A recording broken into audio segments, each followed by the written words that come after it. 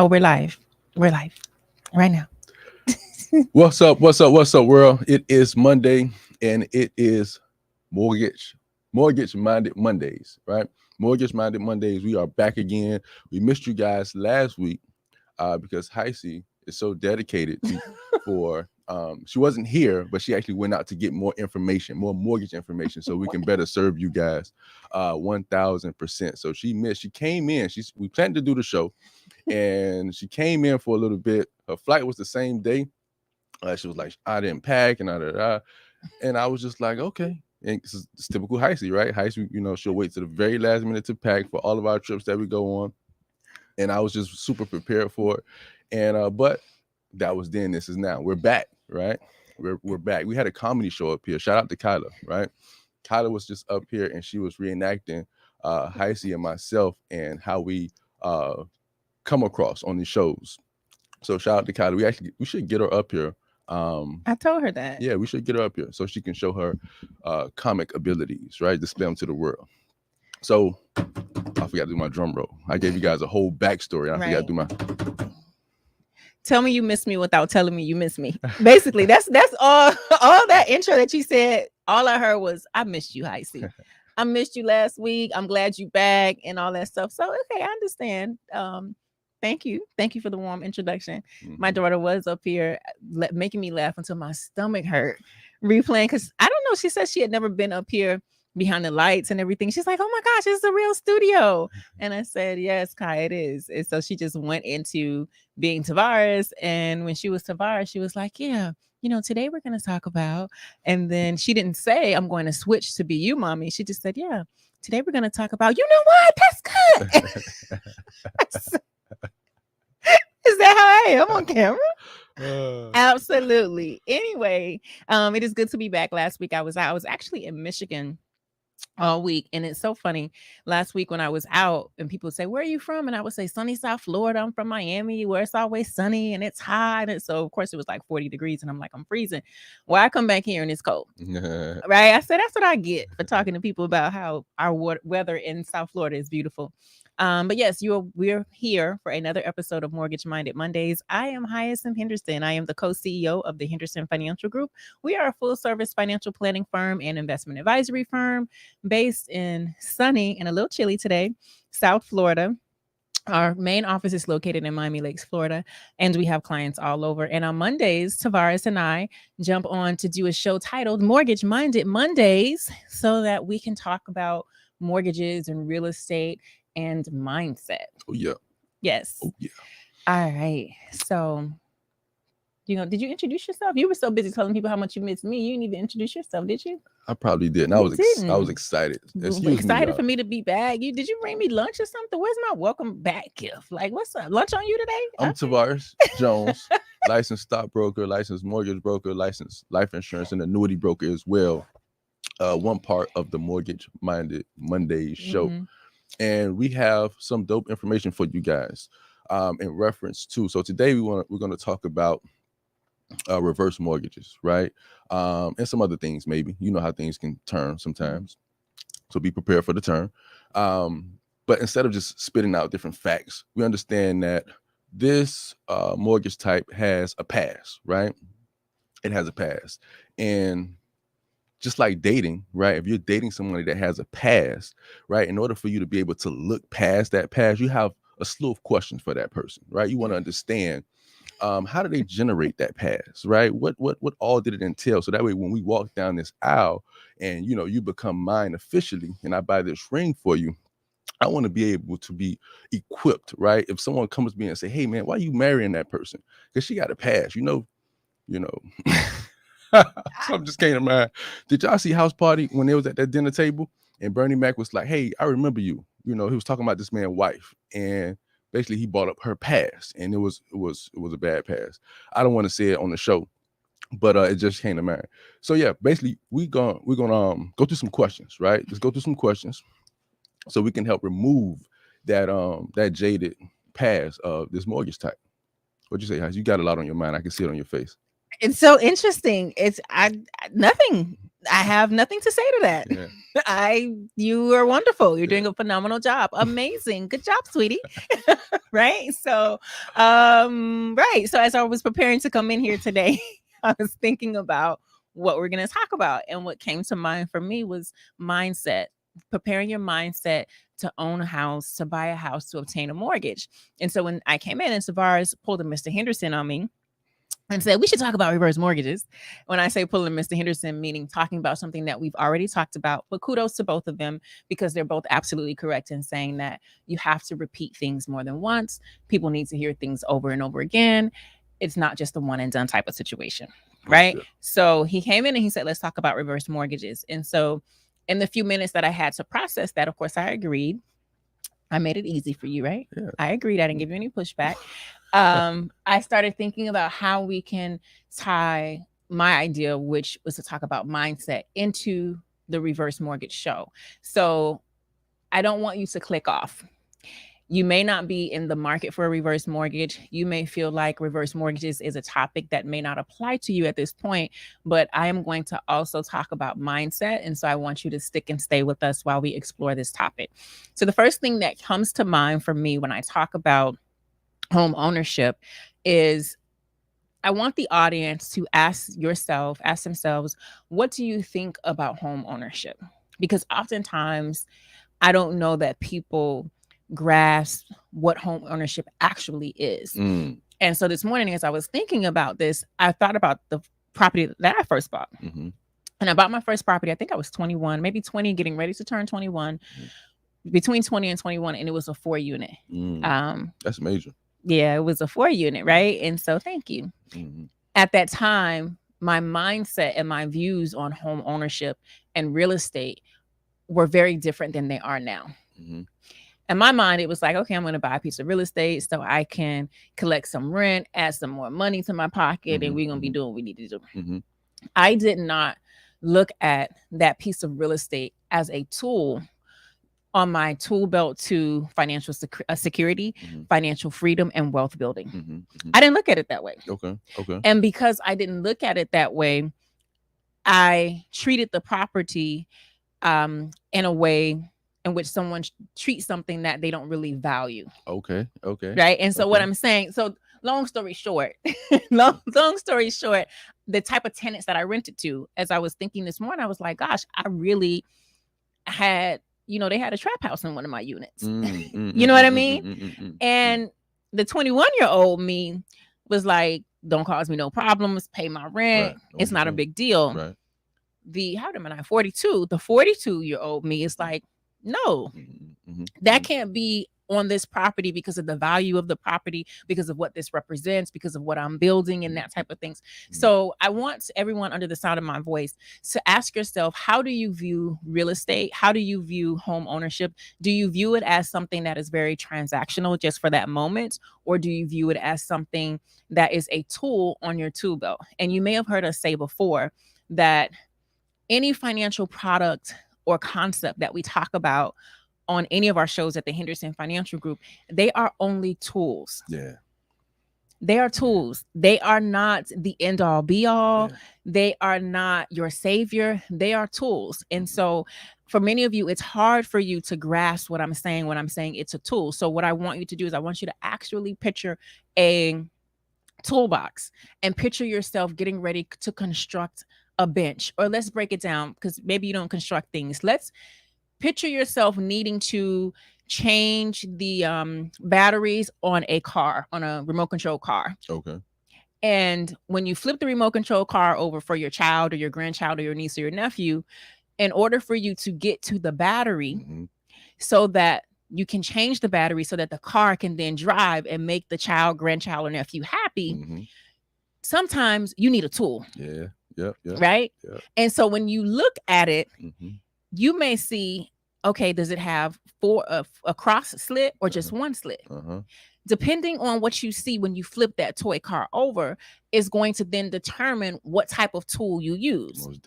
right? So sometimes when my garbage disposal is backed up, shout out to my children, Mhm. I have to get a tool to Mhm. unclog it. Mhm. And that is a little alley key. That's what you call it. Mhm. Allen Mhm. key, right? Mhm. That's a L shape. If I go to use that same L shaped tool that I use to get under the sink and then can you tell how much I enjoy doing that? Right. When I use that same tool to flip over the remote control car Mhm. and try to take off the battery cover to change out the battery to put new batteries in so that the remote control car can go for my grandchild, niece, or whatever nephew, it's not gonna work. Not at all. Now, Not, does it mean that the Allen key just gonna say that. is bad? Not at all, because it suits you for Yeah. the garbage disposal. Yes. It's a perfect tool for the garbage disposal. Yeah. However, you need a different tool for the remote control car. So it sounds like what you're saying is the more tools you have, right, the Mhm. better off you are. The less stressful your life is, because that baby crying and jumping up and down in the living room, he's screaming and hollering because he want to play with this remote control car, and you trying to. So that's aggravating you, and then you also trying to use the Allen key to get into the reverse, not the reverse, the remote control car, right? And that's not working. So that's so you got double aggravation because you don't have all the tools you need, right? So if you add another tool to your tool set, right, just go right down the street to Home Depot or Walmart and get like a little they got like a little case with several different screwdrivers in it. You got flathead, you got Phillips in different sizes, right? So that little pack of screwdrivers may come with maybe about 12 different sizes and 2 different types. So you got a slew of screwdrivers. Now you got a slew of tools. Now, whatever toy your niece or your nephew, your grandchild purchase in the future, you have a tool to fit and to change whatever needs to be changed out. No more headaches, no more frustration. Why? Because you just added more tools to your arsenal. I like that you broke it down in that way, as far as you can make a decision to get up and go get you some more tools. Most definitely. Right? Most So let's pause right there, because oftentimes when people have and I'm not going to say a bad tool, I'm going to say they have a tool that isn't compatible for what they're trying to do. They make the mistake of sitting there and saying, I can't do nothing. I can't do nothing. I use this to unclog the garbage disposal. It's not working for the remote control car. You out of gas, Lil Johnny. I don't know what we gonna do. What is we gonna do? I don't know what is we gonna do, because this tool ain't working, right? So oftentimes, and I want you to understand, we're going to tie this together. We ain't talking about no garbage disposal or remote control car. We're painting a picture here, because when we tie this into mortgages, and specifically the reverse mortgage, I want you to be enlightened and to understand that any financial product is only a tool. So instead of sitting there and saying, Lil Johnny, the Allen wrench is bad, I'm gonna throw it in the garbage, whatever. Allen key, I think is what it's called. Yeah. Is bad, I'm gonna throw it in the garbage. I have a choice at that moment. Yeah. And I can say, well, let me get into the junk jar. Everybody got a junk jar in the kitchen. You got a junk jar in the kitchen. You got all kind of stuff in there, right? Let me look and let me see what I can find. Yeah. And if I look and I see and I'm like, gosh, I don't have a Phillips screwdriver or a flathead screwdriver. Even knowing the difference between a Phillips and a flathead, we'll come back to that. But I don't have one of those. I don't even, because if I at least have a flathead screwdriver, I could use the flathead screwdriver to unscrew the screw that actually takes a Phillips screwdriver. That's true. But I don't have any of those. Right. And so instead of just sitting there and allowing little tink tink to cry bloody murder, and I want to watch my stories or whatever it is that people do, I'm going to get myself up and I'm going to go down the street to the depot, to the Home Depot, and I am going to look at the tools and ask a professional. Here we go. Because if you didn't know that the Allen key was not the appropriate tool to take the cover off of the battery for the remote control car, chances are you need a professional. You went to church yesterday? Because you preaching today. No. You sound like you was in New Birth. What did I do yesterday? No, I didn't go to church yesterday. So, no. Bedside Baptist. 93rd Street Baptist Church. Bedside Baptist. But listen, right? So check this. Check it. I want you to pick up what I'm putting down, right? So if the very fact that you even attempted to use the Allen key to take the battery cover off of the remote control car battery cover tells me already you need a professional. That's correct. You can't make these decisions on your own. So when you drive down to the Home Depot, bless your heart for seeking professional help, It don't make no sense for you going down the aisle and just picking up something and saying, this look cute, it's only $9.99, let me put it in my box. No. You run the risk of buying something that does not fit your problem, going back home, and then still not having a solution. So what we would want you to do is when you go into the Home Depot, hey, Mr. Home Depot in the green vest or orange vest, I think it's orange vest. I have this situation. Can you direct me to the tool that will be appropriate to get me to the solution to the problem? Most definitely. Because it really ain't about the tool. It's really not about I want a screwdriver. It's really about I'm trying to get to the solution for my problem. Yes. And the problem is little Tink and little Johnny want to drive this remote control car. I don't know nothing about remote control cars. They drive it every day at their mama house. I'm babysitting. Now they hollering and screaming. I can't watch my stories in peace. So I need you to help me with the solution. I'm not going to argue you down about I want this tool or that tool because I don't know nothing about tools. I'm going to bring you the problem and you're going to give me a solution. Home Depot worker. Let's tie this thing into mortgages. Yeah. And as soon as you ask for that, he's going to give you, he's going to point you in the right direction. Right? Point you in the right direction and you walk out the store happy. You get home, the grandbaby happy. Right? Now, are you going to argue with the Home Depot? You sure? You all ears. You all ears at that point. You all ears. You got 2 ears and 1 mouth, right? You're going to let him flow, right? Because you're going to let him shine in his area of expertise, right? And the thing is, once you let him shine in his area of expertise, what that does is that shining becomes a domino effect. It then rolls over onto you. Why? Because you're a good listener. And you followed the advice that this expert gave you, right? So since you following this expert advice, now your life is reflecting that you've received some type of expert information, right? And information is empowering. So once you get empowered, you can make things happen. You follow me? So Good. And I love that you said information is empowering because I often tell people that your inability to make a decision or to move forward is due to ignorance. Yes. Let me say that again. Your inability to make a decision or to move forward is due to ignorance. Ignorance simply means you don't know. You don't know. So when Tavares says information is empowering, he's saying with the more information that you have, you can then be empowered to make an informed decision. So now that we talked about little Tink and little Johnny with the remote control car and the Allen key and the garbage disposal and and the Home Depot man who you good ears because you're using your good ears to listen because you understand that you are seeking a solution to your problem. It's not about all the details. We're going to tie this into reverse mortgages today. And I also want you to think about not only reverse mortgages, but home ownership in general. A lot of times people get so tied to their home as a thing and they do not look at it as a tool. Yes. They cradle it. It's my home. This is my first home. My mama left me this home. My baby daddy left me this home. Home. This mine. And you're like cradling it, coddling it, keeping it so close to you that you're not using it as a tool. And let me tell you something for Black and brown people that look like me. We cannot afford to not use homes, housing, real estate as a tool. We cannot afford to do that. We must absolutely use real estate, homes, houses, whatever term you want to use, as a tool to be able to further our agenda to create, build, and continue generational wealth. We cannot afford to hold on to it for dear life because when we do that, we not only hurt ourselves, we hurt the generations to come. That was so well put. So expertly stated. All right, let's do it. Okay, so we got some questions here for you guys, right? First one is, does my home qualify, right? Because of course you have to qualify for this loan type. It's a new and improved reverse mortgage.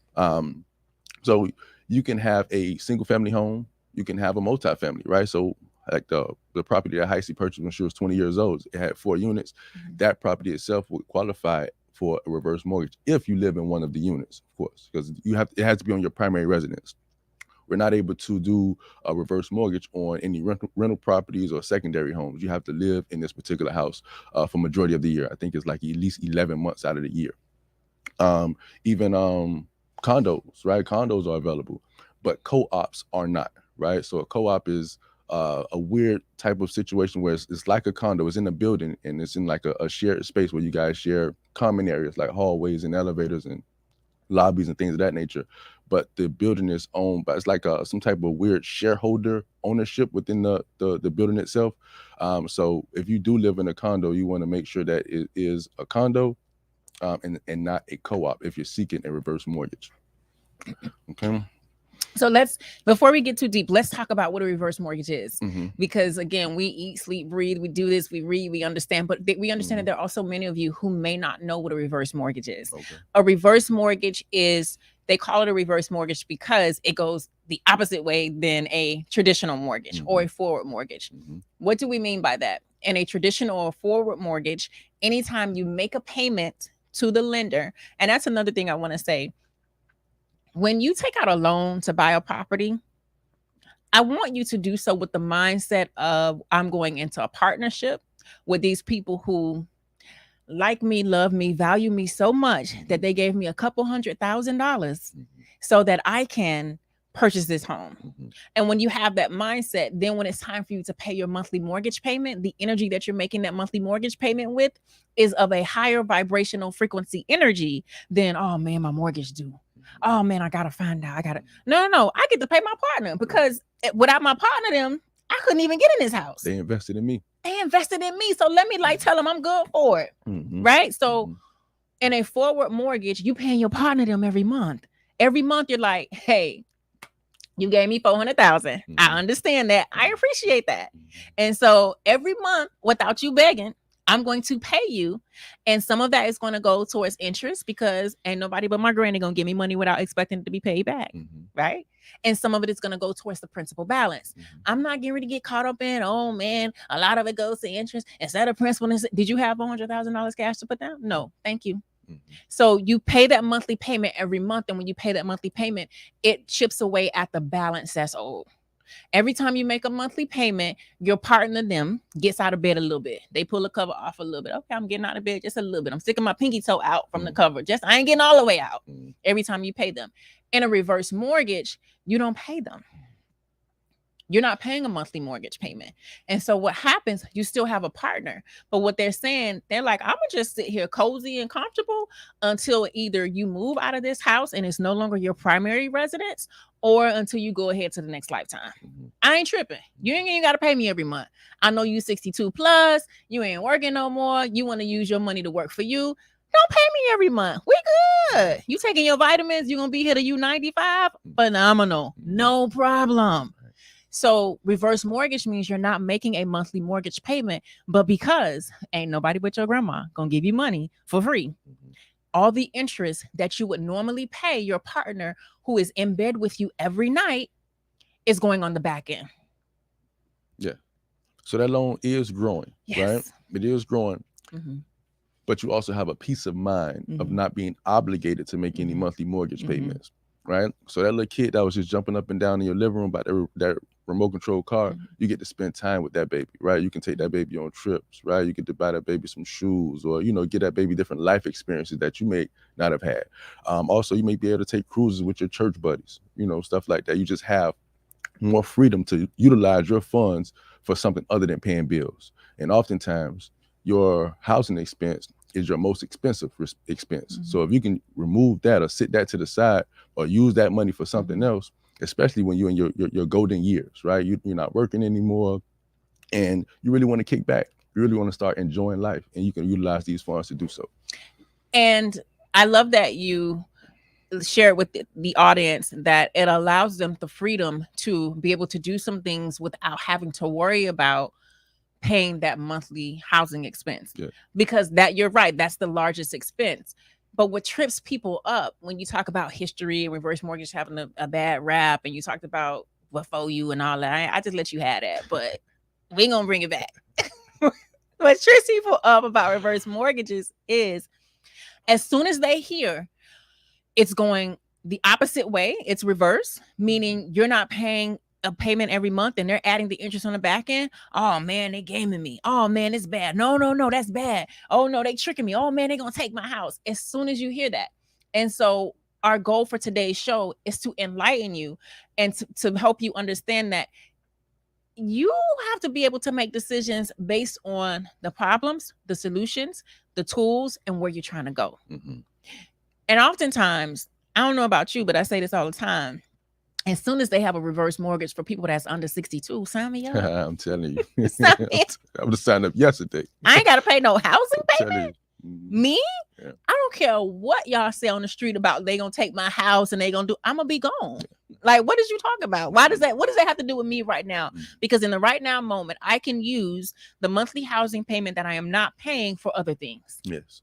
To buy Right? more property, right? To expand to my real estate portfolio, Yeah. which in turn increase my net worth, which also about I it. get to pass down to my children. Yeah. Oftentimes we focus on income, and income is good and it's solid. However, what about your net worth though? What that net worth do? You know what I'm saying? So that's another story though. Yes. That's another story. Yes. So when we talk about what types of homes, that was the first question that Savaris hit on. What types of home need to qualify? So any property, single family, 1 to 4 units, as long as you live in the property. Yeah. Yes, condos qualify, but the thing with condos is your entire building oftentimes will need to be HUD approved. They're not going to just say, oh, you know, your unit, you good. But because you're in a condo, there are some additional requirements. And when you call us, we can walk you through that. For sure. The second question is, are there any special requirements to get a reverse mortgage? Because we just told you, this is a tool that you use that allows you to not have to pay a housing payment, and the interest accrues on the back end. So when you hear that, you may be thinking, well, if I don't have to make a payment on the back end, then how do I qualify? Because for a forward mortgage, they want my first, last born child. They want my tax returns, my left leg, and my right big pinky toe. Like, what do they want? So how do I qualify for a reverse mortgage? Oh, so the first qualification, you have to be at least 62 years old. Right, so that's the first qualification. You got to be 62 years old, and though you don't have to make any mortgage payments, you want to have a solid credit score, which is why Heisey and myself stress the importance of a dope credit score. Whether you're doing a forward mortgage or reverse mortgage, even if you're renting right now, you still need a dope credit score. And in this case, the reason why you need a solid credit score is because you're still obligated to make property tax payments and homeowners insurance payments, right? So what happens is they want to make sure that the reverse mortgage company, when I say they want to make sure that if they give you this money, that you are responsible enough to still pay your property taxes and your homeowners insurance. So they utilize your credit score to see how responsible you are, right? So because basically they're giving you money that you're not obligated to pay back. Now think about it. I'm gonna say that one more time. They're giving you money that you're not obligated to pay back while you're living. While you're still living. Now, people get credit cards that they're supposed to pay back and don't have no intentions on paying them back at all. So these people want to make sure that you are a good-hearted individual, saying that you're gonna borrow this money and you're gonna at least take care of your responsibility. So you don't have to make a mortgage payment to the bank. However, we still need you to pay your property taxes and your homeowners insurance. So that was a fancy way, a nice way of saying they're gonna pull your credit report to judge you. Yes, for sure. They're gonna judge you. Sure. It is what it is. Like, if you don't want to be judged to a certain standard, I was gonna say something. If you don't want to be judged and looked down upon, then you might want to spend some time with your credit report. Spend some time with your debts, your liabilities, your obligations, because what else is somebody gonna judge you by if you asking for $100,000? Like, you're asking for a couple $1,000s. Let's be real here. Let's be very realistic. You're asking, this is whether you're getting a reverse mortgage or a forward mortgage. Even the people who say you ain't got to pay me every month, saying you asking for a couple $100,000, and you want me to just take your word for it? You want me to just based off of your name, just give you, nah, bro, I'm gonna need to see that credit report. I'm gonna need to see something. Rightfully so. Right? Oftentimes people want to borrow money when they won't even lend themselves money if they was in position to, so you got to think about that too. And when we lend people our money, we can lend people $40, $50, right? And if they don't pay us back, we got a mouthful to say to this person. But we want to borrow, large amounts of cash from a bank, and we expect them to just, pass us through or get us approved without doing their due diligence. And it doesn't work that way. That's not how life works. And I want you, speaking of judging you and using your credit report, it made me think about mortgage rates. So I'm going to go off just a little bit, but it's still on topic. Pay your mortgage. Like, if you got to turn your Netflix off, if you have to, what else people pay? Like whatever else, don't pay that. Pay your mortgage. Mm-hmm. Because here's the thing, and like we get these calls, really. Sometimes people don't have the money to pay their mortgages saved.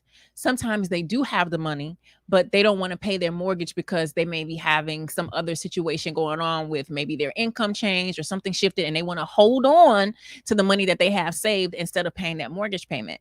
And, you know, it sounds good. I understand. I get it to a certain extent. I get it, meaning I get where you are and basically in scarcity land with that thinking.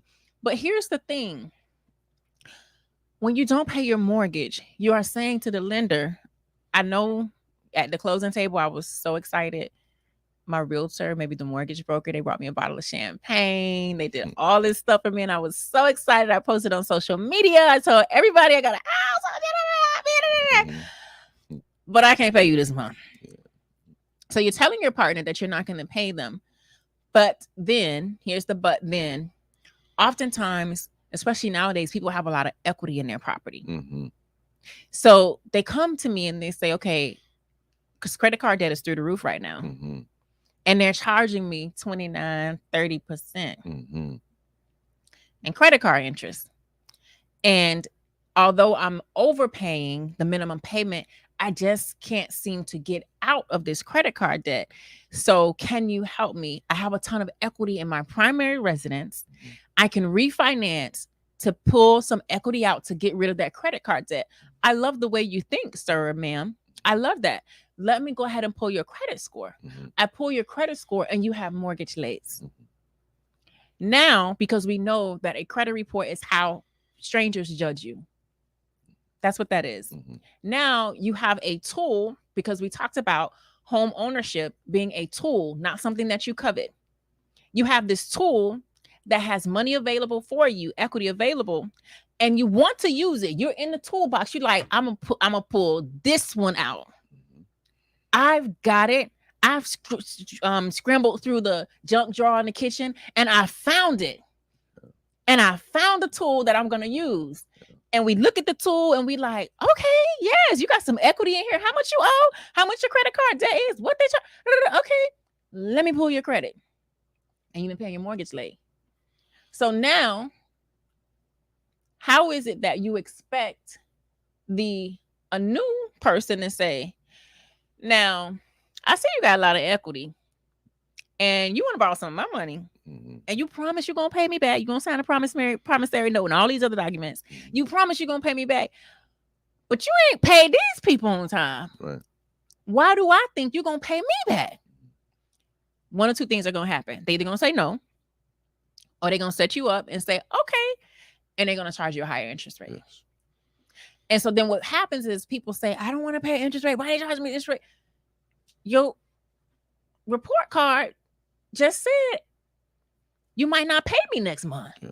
You might get from the closing table and be like, the champagne ain't on chill no more. It don't wear off. And you like, I know I said I was going to pay you, but not today.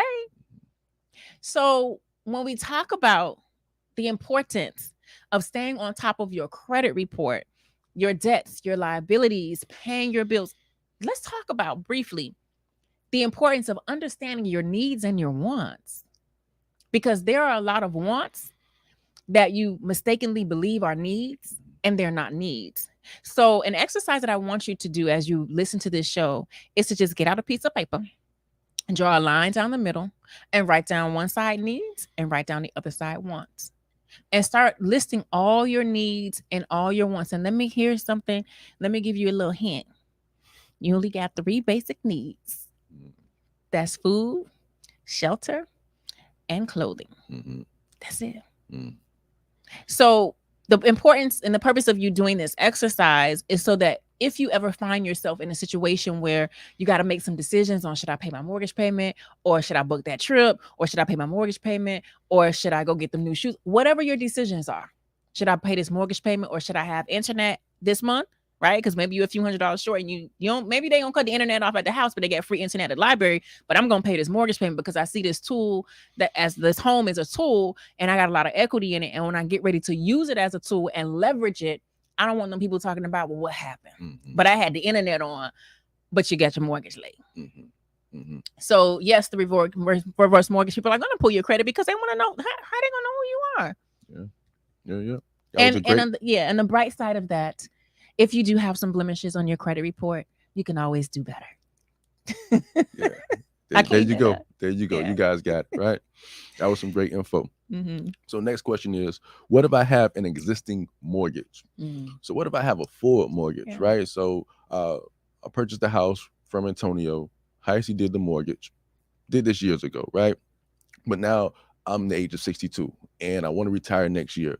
So how can I, or is it available for me to transition or switch my traditional mortgage over into a reverse mortgage? And the answer is yes, right? It depends on the amount of equity you have, right? So with your reverse mortgage, there's this number called a principal limit. So a principal limit is basically how much you qualify for. Your principal limit would be almost equivalent. Think of it as if you're getting a forward mortgage, you know how you get a pre-approval letter and the bank tells you how much you qualify, how much home you can buy. With your reverse mortgage, your principal limit is the lender telling you this is how much you qualify for, right? So to develop that principal limit number, there's like a formula that they use, which includes your age, your equity, and current interest rates. And they put that in the pot and they mix it all up, and then they come out with this principal limit number. So the name of the game is you want your principal limit, the amount that you qualify for, you want that number to be over and above the amount that you owe on your traditional mortgage, right? Because you want to be able to use the reverse mortgage to pay off the traditional mortgage or your forward mortgage, right? Get that out the way, pay that off. But then there's also closing costs involved as well. So you don't want to have $1. You don't want your principal limit to be $1 or $2 over your forward mortgage price, right? Because you have to pay closing costs, right? So you want to have a nice chunk in there over and above your forward mortgage balance. So that way your reverse mortgage can pay off the closing costs and your forward mortgage, and then you can kick your feet up. That's like bare minimum, right? So yes, if you have a forward mortgage, give us a call, and we can analyze it and give you a quote and see exactly what you qualify for to see if you're able to kick your feet up or if you're able to transition into a reverse mortgage and then kick your feet up. You got a lot on here. This is gonna be so funny. When we get off the show, it's gonna be so much commentary coming from Heisey. And I didn't even get started. Yeah, Go ahead, Kyla's here too, so I'm pretty sure she'll chime in. And I'm looking forward to it. Do you feel like we double team you? No. Okay, because I feel like she be kind of neutral. Sometimes she be on your side, but the reason I was smiling is because I love the way that you explain the principal limit and the forward mortgage and paying off and needing more than $1 over, and things like that. Because as you were giving this example, what I heard was, let's say your husband, I know how much you like that, gives you money, I know how much you like that, to go shopping and get everything you need for, let's say, a party. Let's say you're having a party, and your husband says, hey, this is the budget for the party. $50,000 for this party. A party? What kind of party is this? That was so easy. I did that to get what you gave me. $50,000. I mean, come on, catering it to court. No, I'm joking. Okay. So let's say your husband says $20,000 budget for a party. Okay. You know that just because you have a $20,000 budget for your party, you cannot spend $19,000 on decorations. Mm-hmm. If you were to say, well, I got $20,000 and decor is $19,000, I have enough. What you do, you would not be leaving room for the catering, for the DJ, for the bartender, for the dessert, for the cleanup crew, the venue. You wouldn't be leaving enough cushion to cover all the costs that are going to be associated with the party. So at first glance, when hubby hand you $20,000, right? How you feel about that? At first glance, when he hands you that, and you get a what did I say for catering? You get a quote. Your friend is like, "Girl, I heard you having a party. Let me do the catering." And they give you a quote for $19,000. You have got to say, okay, I understand that you give me this quote for 19,000, but I only got 20 and I'm not going to be able to spend this whole 20 on the 19 because if I do, I'm not going to have enough. Same thing with your principal limit. Mhm. So the principal limit is the amount that you really have to work with. And sometimes people say, well, if my home is valued at $500,000, why is my principal limit only $300,000? We get that a lot. Mhm. The answer to that question is because if the government says your home is valued at 500,000 and your principal limit is $475,000, Mhm. what is going to happen, especially if you're eating your Wheaties and your vitamins and you live to be 120, Mhm. is you're going to get to a point, because remember, this is a reverse mortgage. So all the interest is being added on the back end. Right. You're not paying it down every month. So the chances of you becoming upside down and owing more than the home is worth are higher than if there was some cushion. Mhm. So that's where the principal limit comes in. And so then people are like, okay, I get it. So it's worth 500. You're going to give me 300. Maybe I owe 100,000. Mhm. Mhm. I owe 100,000.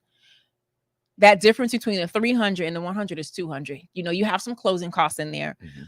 After the closing costs, then you get to pocket the rest. Yes. Those people are generally happy. Yes. Very. Right? They're like, oh my gosh, I see this. This is gravy. I don't have to pay a housing payment anymore. This is phenomenal. Yeah. What about the people who house is worth 500, Mhm. principal limit is 300, Mhm. they owe 200, Mhm.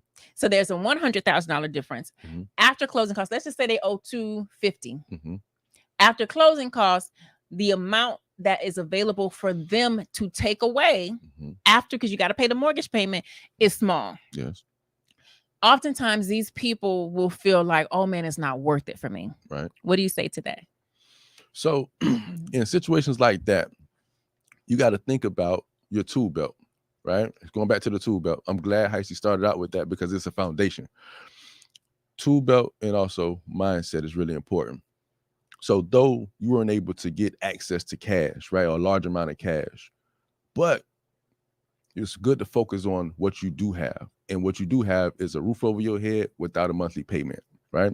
You don't have to make, if you owe $300,000 on your mortgage, that means you was paying what, $2,500 a month roughly, right? Maybe even more. So that's $2,500 that you get to keep in your pocket every month, right? So what I would do is I would pull out a calculator and I would multiply, right? Let's say I was paying $2,000 per month on my mortgage. We multiply that by 12. That's $24,000 at the end of a 12-month time period. So at the end of a year, you got $24,000 that you get to pretty much do what you want to do. You can stack it if you want to. You can travel. So you may not be getting yours up front from the reverse mortgage company, but it's putting you in position to stack your own cash available, if that makes sense. Mhm. So it still puts you in position. With the right mindset, you can make some things happen with that, for sure. I love it. Next question. Will I lose my government assistance if I get a reverse mortgage? Great question. Not at all. So the reverse mortgage, it's an FHA loan, and the FHA loan is a government loan. So the government won't take your food stamps or your Social Security or your your disability, right? Any other government assistance that you're on. They don't take that. You get to keep those still and get the reverse mortgage. So you'll be adding to your government benefits, if that makes sense. You'll still be getting your food stamps, still getting your Social Security, and you won't have a payment. So it puts you in a better position. You won't have a mortgage payment. So it puts you in a better position to keep most of the money that the government is giving you to live your life and use it towards lifestyle money. All right. Next question. I want to skip. Okay. Let's skip to how can I use the proceeds from a reverse mortgage? You can do whatever you like. You know, it's one of my favorite songs. I did. I know you said that on the last show. That's why you poked at me. I poked at you. Oh, I love it. Tell me So, again. I could do whatever. You can do whatever you like, right? So there's no stipulations. You have freedom to do whatever you want with the funds. You want to travel. You want to buy a car. You want to give it to your grandkids, right? You want to go to the casino. You can do whatever you want to do. You have complete freedom. Complete freedom. You just got to pay your property taxes and your homeowner's insurance. That's the only thing you got to do. Yeah, I like this. I wanted to skip to this question because oftentimes our people have free and clear homes. Yeah.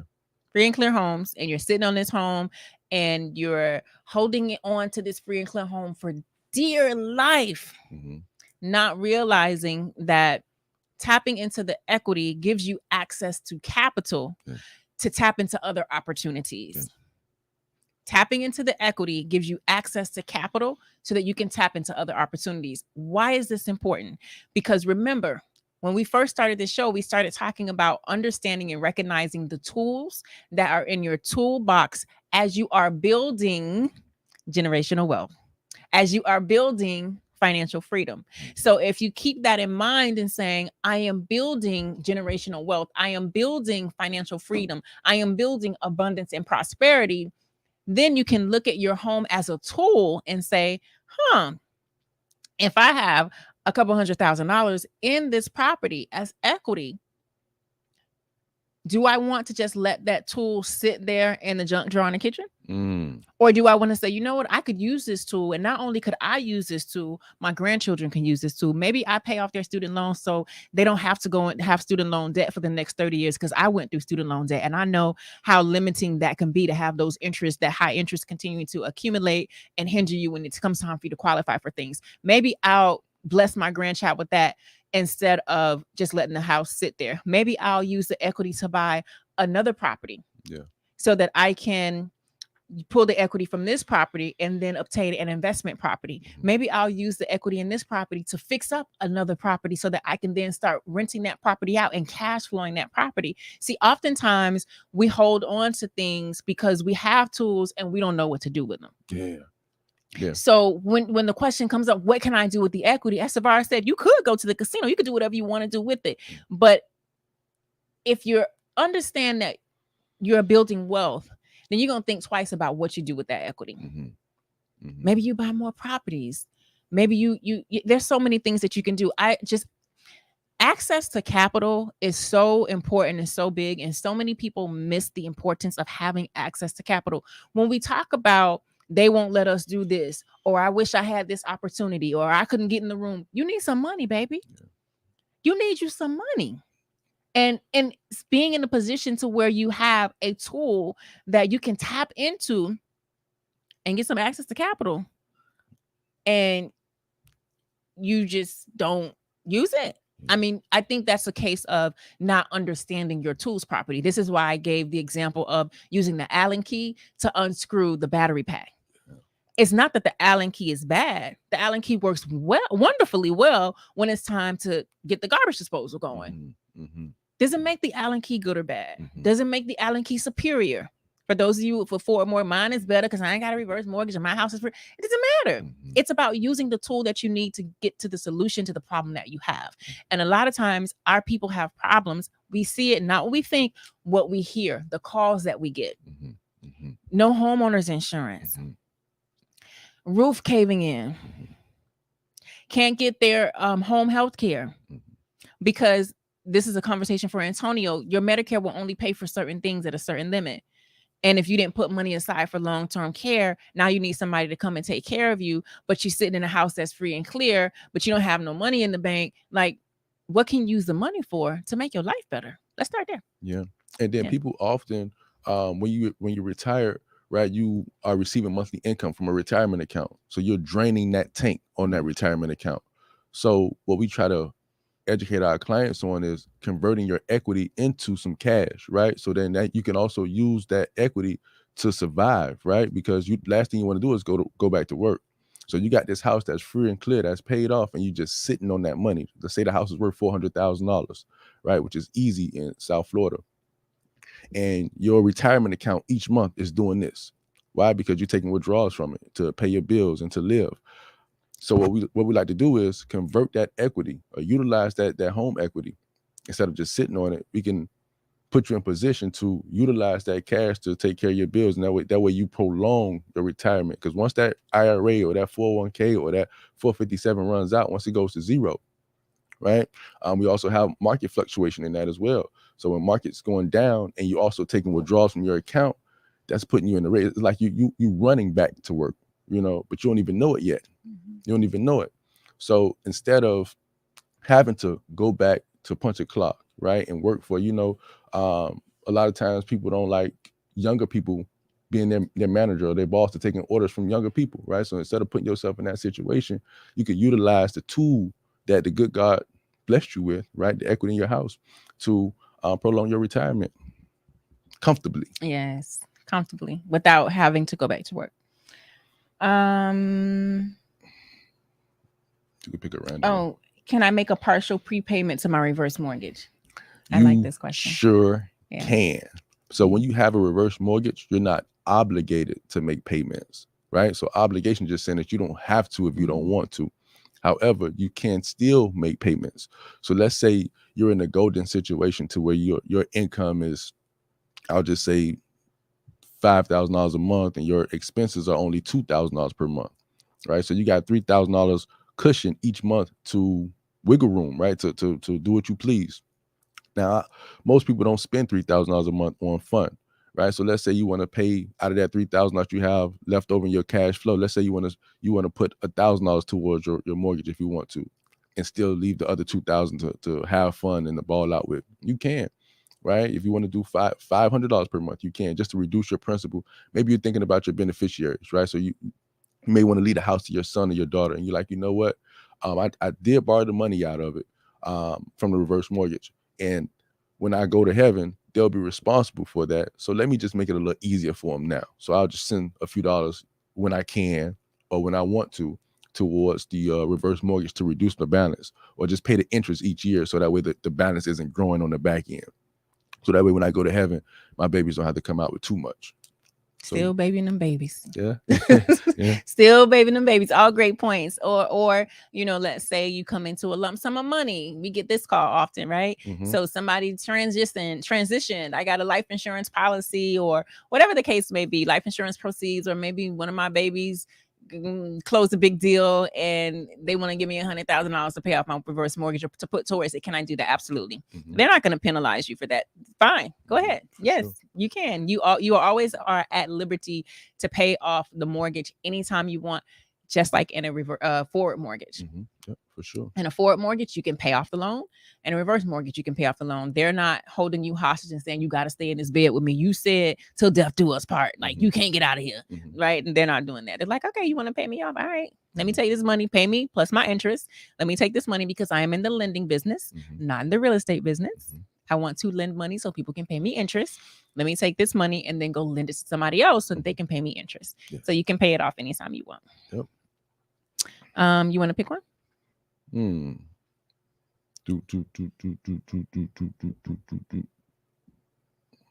Oh, great question. Can I deduct the interest charges from my income tax? Well, for income tax purposes. Great questions. This is actually a great follow-up question to the question before.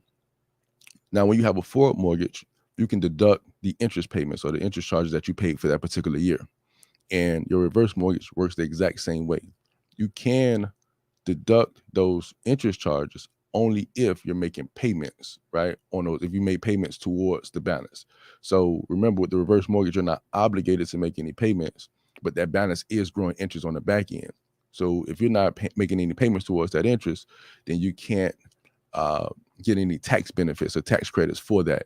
So to be able to get the tax benefits, you'll just have to make payments towards the loan balance. Right, because it's you can't receive a benefit of something that you're not paying. Right. And so, as a blanket disclosure, we are not tax professionals. Any tax advice, you should consult to your professional tax professional, your personal tax professional, to talk about your situation. Right. So we give you information and knowledge and things to think about and to put into your hat, and then take that hat over to the professional and say, hey, I was thinking about getting a reverse mortgage, or I have a reverse mortgage. Talk to me about the interest payments. And they will break it down according to your personal situation. The basis is what Tavares said. He's absolutely correct. If you're not paying interest, you can't deduct it. Like, I know I ain't paying the interest yet, but I want you to give me a credit for it because I'm going to have to pay it one day. Doesn't work that way. But your tax professional will explain that, because that's what they do. They're not new to it. They're true to it. Oh, yeah. Oh, yeah. All right. You want to do two more? Yeah. So I guess we could go. What is a tax set aside? Right. So it's going back to credit. Now, situation.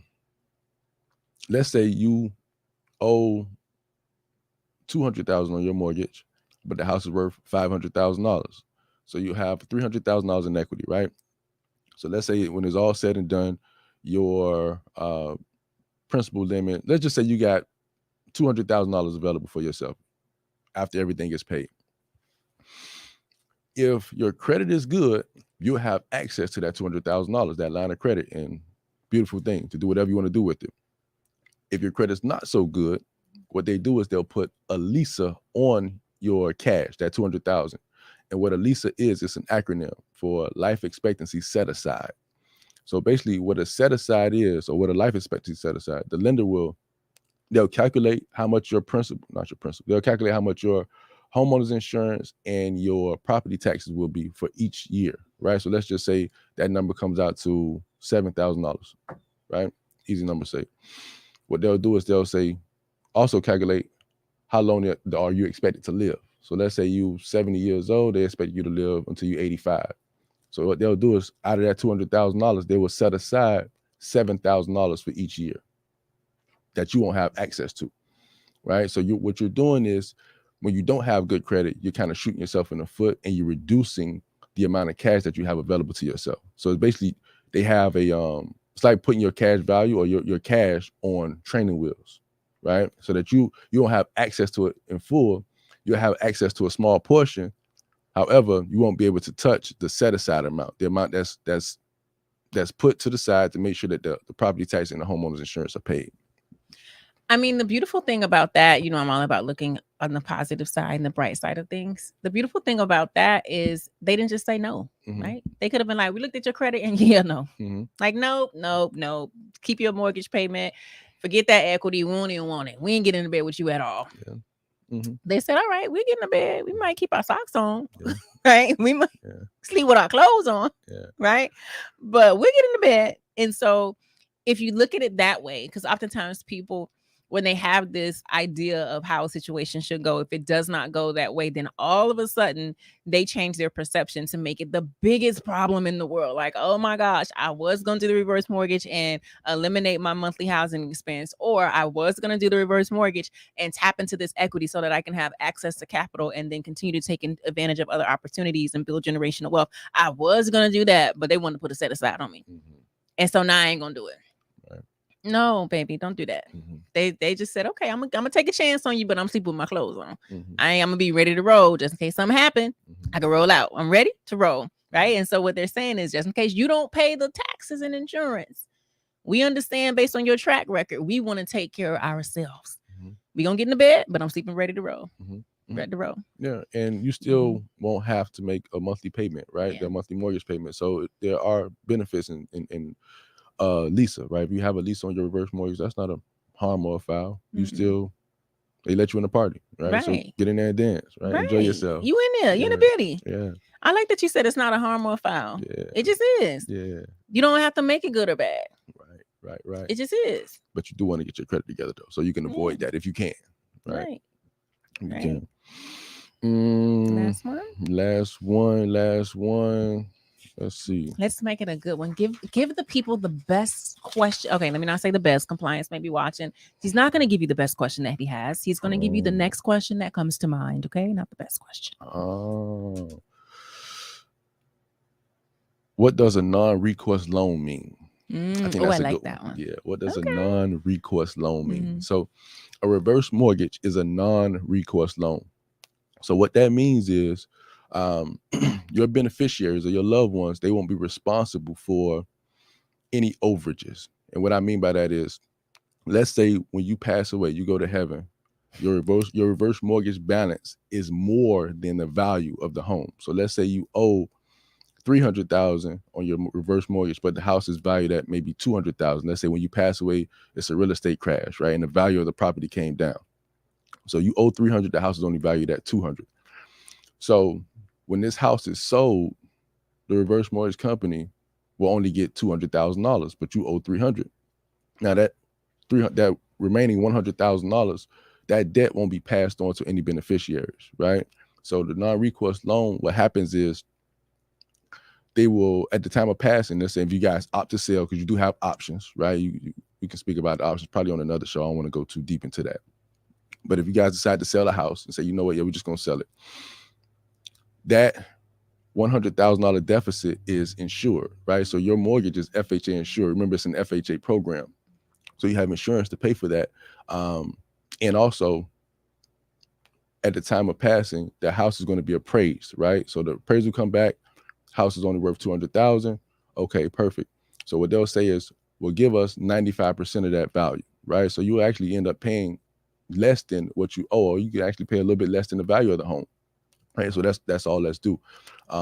Yeah, that's a beautiful part. So if you think about your sons and your daughters or your grandchildren, whoever you passing the house on to, you don't want to be afraid or scared that you're leaving them in the hole, right? Just because of, you want to live a comfortable retirement. No, you're still leaving them in a good position because your loan is insured and the lender, they're covered. They got their bases covered.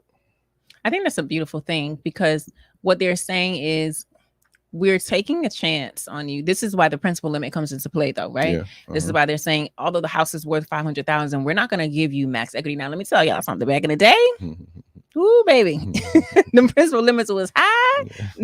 They give you almost all of it, but they learned their lesson, right? Yeah. They learned. They said, we're not going to do that again. Rules are put in place because there was a situation that deemed that, hey, we need to have some rules in this situation. So I think that's a beautiful thing for them to say, you may owe us $300,000, but according to the market, if the home is only worth $200,000, that's all we want. We ain't asking you to, we gonna get it like drag. You got to give us this $300,000. They're not doing that. They're saying there's no recourse to, if you owe more than the home is valued, we're not going to hold that against you. We're not going to add that to your debt, to your credit. We're not going to add that, send you, what they do with a foreclosure, send you the discharge paper. So now you have to claim that on your tax return. They're not doing that. They're just saying, give us what it's worth and you can move on. Now, the beautiful thing about this is, let's think about it. First of all, for those of you who are listening and are reverse mortgage age, or know someone that's reverse mortgage age, and you're still navigating through this space, one of the things that I want you to think about is, when you transition, who you're going to leave your house to, right? Because most times people are so caught up in, I want to keep this house, I want to free, and you don't have your estate planning done. But that's a story for a different day. If you don't have your estate planning done, get your estate planning done. And then think about, when you transition, who you're going to leave the house to, and ask that person, hey, when I go on to my next life or heaven, as Mr. Henderson Tavares like to say, what are you going to do with this house? You going to move into this house? You going to rent the house out? You going to sell it? You want this house? What happened? Ask them, have this conversation with them, because oftentimes a person will have an idea in their mind, like, I'm saving this house for my baby, and your baby don't want your house. I've seen it time and time again. They're like, we don't want that. I got my own house, or I don't want to deal with that, or I don't want to deal with the memories, or whatever the case may be. So first, start there. Now, if your heirs come and say, you know what, Big Mom, I'm gonna want that house. You know what? I'm gonna want the house, and I may Airbnb it, or I may rent it out, or I may want to move in it. Then you need to tell them, well, you're going to have to be able to pay the lender back. You're going to have a year to pay them back. You can either pay them back with your cash money. You can get a life insurance policy on me, so that at the time of my transition, the life insurance policy use the proceeds to pay it off. Or you can buy the house. You can go through the process. And when I say buy the house, I'm air quoting, because there's some strategies that will need to be used. But Veggie, backing off of what Tavares said, that if the value is only worth 200,000 and you owe 300,000, if you were to sell the house, the new buyer would obtain a loan for the $200,000. You can do the same thing, right? So we'll have to structure that in a certain way.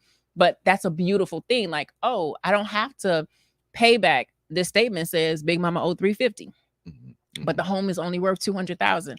You can obtain a loan, and then this gets into estate planning and probate and things like that, and all those different things. That's a story for a different show. But you can obtain a loan and just say, hey, somebody, I want to borrow other people's money, OPM, so that I can pay them the market value. And when that's happening, they do still pay realtors. So if you're in a situation right now where you're like, oh, this person has passed away, they had a reverse mortgage, we need to sell the house, the home is only worth this, call 305-825-1444, because the Federal Housing Administration will pay the realtors. They will still pay us to list your house and to sell your house, even if the house is upside down. Okay, something very important for you to know. Yeah. Right? I think this was a slew of information, right? So you may be approaching retirement, right? Your house may be paid off, and remember, no house should be paid off at all. If you have a rental property that's paid off, then that's a different story, right? But you I can was gonna say still you turn. stepping on my toes, but okay. Then you can. That's a different story because you are maximizing your cash flow, right? But you still could turn that one into two. You can borrow against that and go get another one. But that's a story for another day. But however, your primary residence, right? You are like sitting on your hands if your house is paid off, right? You have all this money in the walls of your house and you want to do something with that.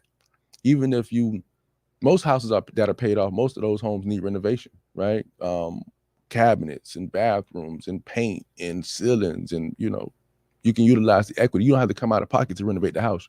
You can let the house pay for itself, right? By utilizing the reverse mortgage.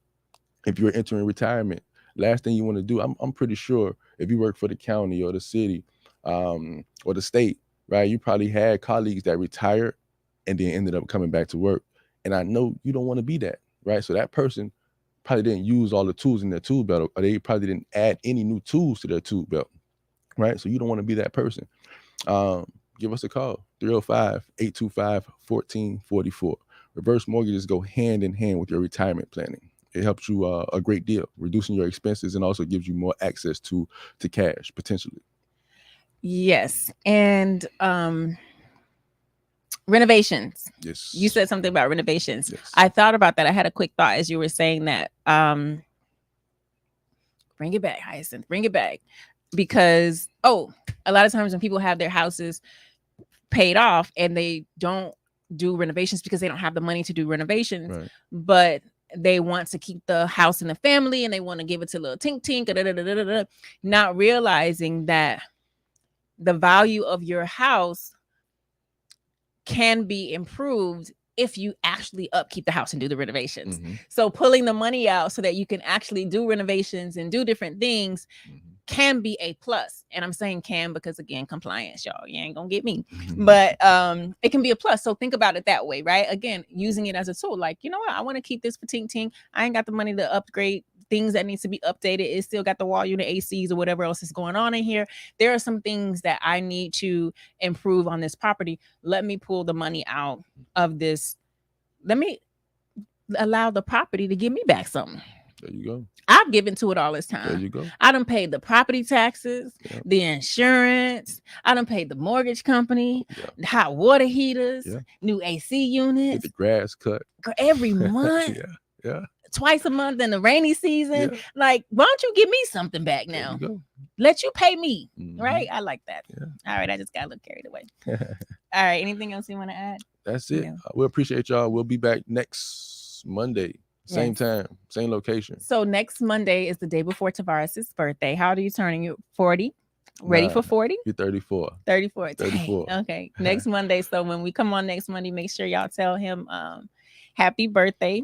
And Mr. Henderson and I will be on this Wednesday. We'll be back this Wednesday for transitions. And then on Saturday, Mr. Henderson will also be back for the Understanding Money show. All right. Until next time, y'all stay safe and sane. Peace. Peace.